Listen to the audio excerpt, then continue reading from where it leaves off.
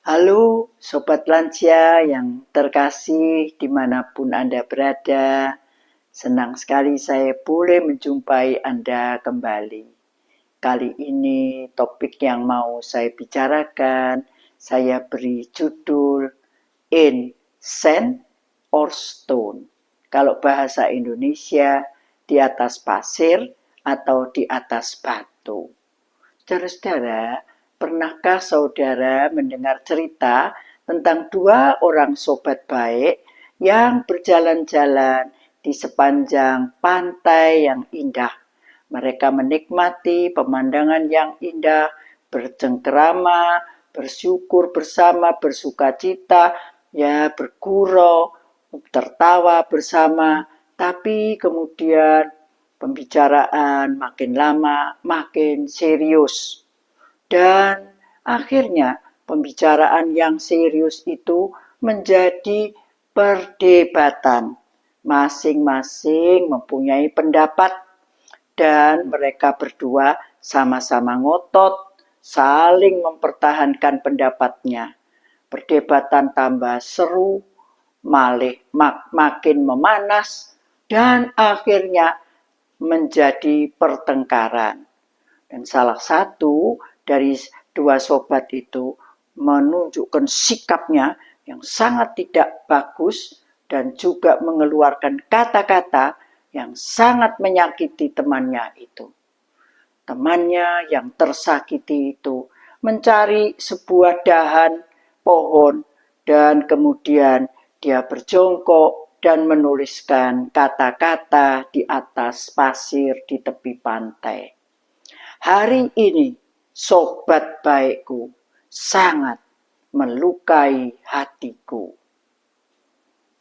Nah, temannya itu melihat tulisan itu bertanya, kamu kok enggak bales, enggak ngamuk, enggak ngata-ngatai kamu, kak aku, tapi kamu kok malah nulis di atas pasir. Ya, gimana ya, kita ini kan tadinya teman, berjalan bersama. Ya, ini apa yang aku tulis ini memang perasaanku. Aku betul-betul sakit hati dan sedih. Kamu kayak gitu tadi terhadap aku. Sikapmu, kata-katamu. Tapi aku sengaja menuliskannya di atas pasir. Supaya ketika angin keras datang dan ombak itu datang, maka tulisanku ini terseret ombak itu menjadi hilang. Saudara-saudara yang saya kasihi, di dalam hidup kita, selama saudara dan saya masih hidup di dunia, kita pasti entah sengaja, entah dengan penuh kesadaran, tidak sengaja, ya tidak terlalu disadari, kita melukai orang, tapi juga dilukai oleh orang. Ketika kita dilukai oleh orang, baik karena sikapnya, baik karena kata-katanya, kita tidak bisa mengontrol orang itu. Ya, kita tahu-tahu disakiti seperti itu. Saudara-saudara, itu sudah terjadi. Dan kalau hal-hal yang menyakitkan kita, yang membuat kita merasa begitu sedih, dan kita menjadi mungkin menggelengkan kepala bilang, kok tegonya dia berbuat seperti itu terhadap saya. Sakitnya itu sangat dalam. Kalau hal-hal itu kita pelihara terus, hal-hal yang sudah terjadi itu tidak kita lepaskan, tidak dihapus, saudara, maka itu akan berimbas pada diri kita.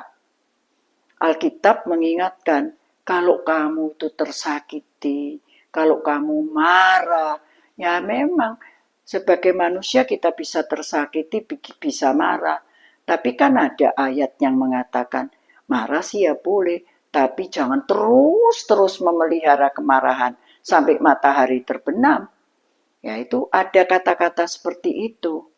Saudara, mari sebagai orang usia lanjut, kita belajar untuk mengampuni, memaafkan orang-orang yang menyakiti kita.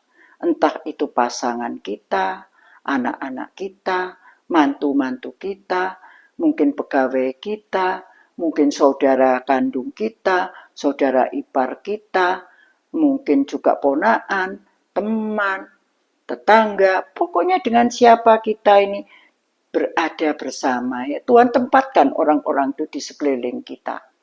Mari kita belajar tidak menyimpan sakit hati itu.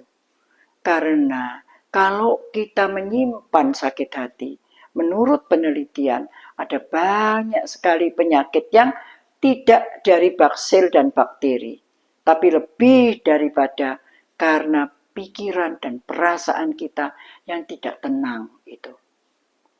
Saudara-saudara, mari sebagai orang usia lanjut, kita tidak gampang-gampang sambat, kita tidak gampang-gampang berkeluh kesah, tidak gampang-gampang kita ini bersungut-sungut, tidak gampang komplain.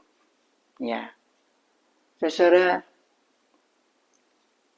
orang tua punya kebiasaan seperti itu, saudara. Anaknya datang telat sedikit, sudah langsung tidak enak hati. Langsung yang keluar kata-kata bukan ditanyai. Oh, untung ya kamu sudah datang. Kalau anaknya bilang, sorry ma, telat.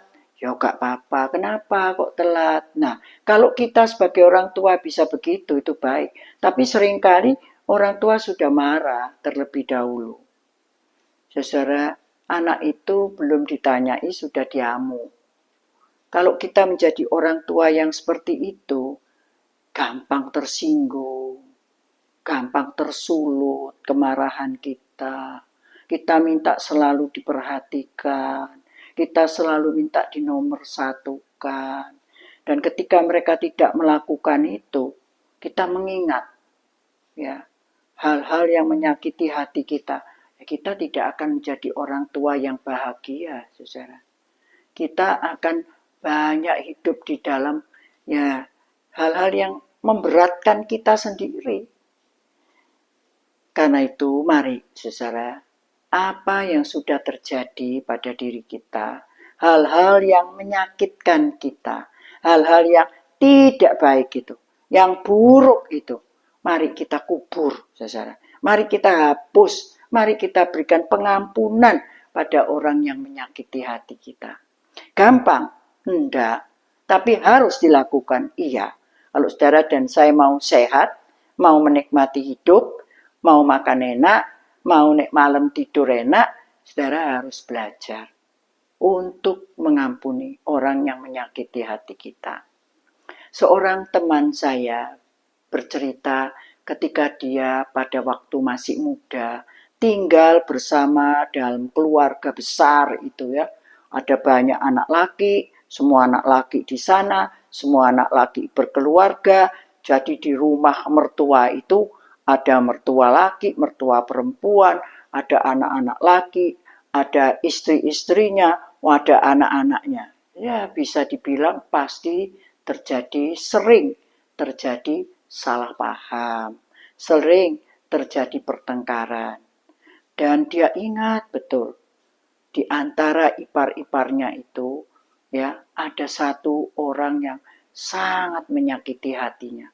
Kata-katanya yang menusuk perasaannya, yang merendahkan dia, perbuatan, sikapnya, sampai dia bilang, aduh cek tegone ya, podo-podo tinggal di tempat seperti ini, tapi kok memperlakukan saya begitu jelek. Tidak lupa saya. Tapi sekarang mereka sudah sama-sama menjadi tua. Dan banyak di antara itu keluarga itu banyak yang sudah tidak ada. Nah, tapi orang yang sangat menyakiti hatinya itu masih ada sekarang ini. Tapi kemudian teman saya bilang, saya sudah tidak mau nginget-nginget apa yang dulu yang elek-elek itu saya tidak mau ingat. Saya malah sekarang itu karena saya sudah di dalam Tuhan, saya itu bisa punya belas kasihan sama dia. Kalau saya punya makanan, ya tak kirimi. Ya, Kalau pagi ya saya sapa lewat WA.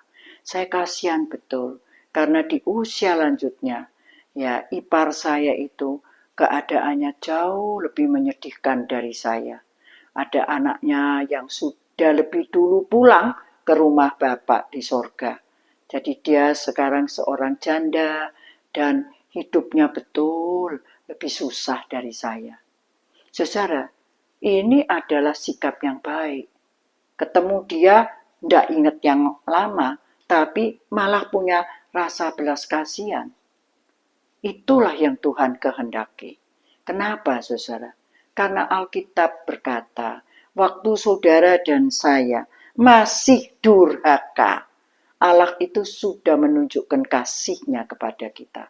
Itu ada di dalam kitab Roma, pasalnya yang kelima, ayatnya yang ke-8. Akan tetapi Allah menunjukkan kasih-Nya kepada kita oleh karena Kristus telah mati untuk kita ketika kita masih berdosa. Jadi waktu kita masih nyakiti hatinya Tuhan, Tuhan sudah lebih dulu mencintai kita.